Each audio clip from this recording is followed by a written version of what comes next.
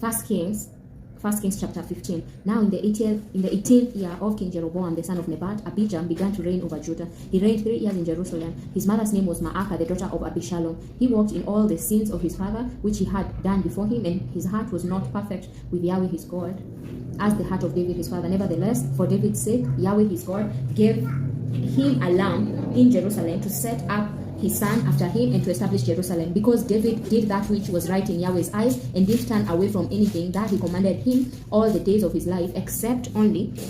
Hey, thank you. Umetoa wapi Oreo? Nani kupea Oreo? Kai, endo mwambie asante. Endo mwambie umenipea. Endo mwambie umenipea. Mwambie umenipea asante. Si ndio? Niweke kwanza hapa nisome. Si ndio? Acha hiyo au chukua. Unataka hiyo? Chukua hata hiyo cream, chukua cream. Ama hii endo kweli yangu. Pea Liam. Good girl. Verse 5. Verse 5.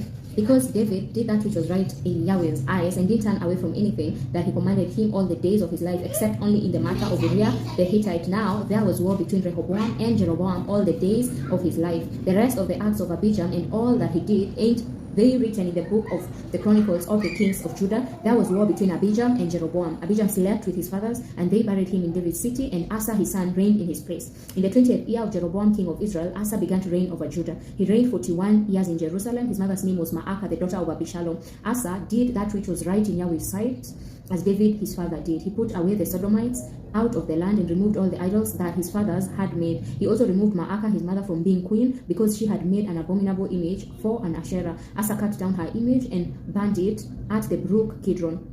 But the high places were not taken away. Nevertheless, the heart of Asa was perfect with Yahweh all his days. He brought into Yahweh's house the things that his father had dedicated, and the things that he himself had dedicated, silver, gold, and utensils. There was war between Asa and Baasha king of Israel all their days. Baasha king of Israel went up against Judah and built Ramah, that he might not allow anyone to go out or come in to Asa king of Judah. Then Asa took all the silver and the gold that was left in the treasures of Yahweh's house and the treasures of king's house, and delivered it into the hand of his servants. Then King Asa sent them to Ben-Hadad, the son of Tabrimon, the son of Hezion, king of Syria, who lived at Damascus, saying, Let there be a treaty between me and you, like that between my father and your father. Behold, I have sent to you a present of silver and gold. Go break your treaty with Baasha king of Israel, that he may depart from me. Ben-Hadad listened to King Asa and sent the captains of his armies against the cities of Israel, and struck Ijon and Dan and Abel-Beth Maacah and all Chinneroth with all the land of Naphtali. When Baasha heard of it, he stopped building Ramah and lived in Tirzah.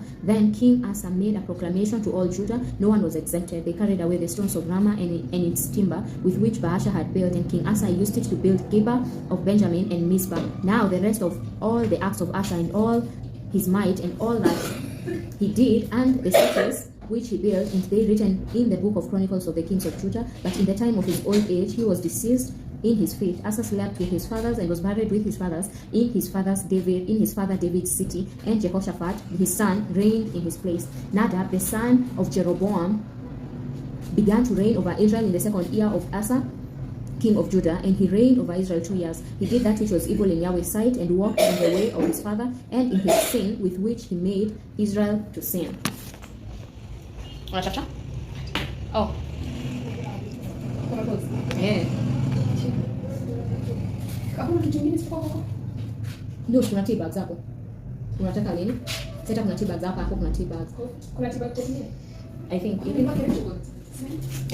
Kuna hii nyingine, hii ni ile ya kitambo. See, hizi. You know it? Sisi ile dada alinituma. Ni how much one? Sikumbuki. Mpata hiyo? Siku na mbili hapo. Kwani ndani kuna kitu kingine hapo? Sasa hiyo kwa hapo. Uko serious ni nini?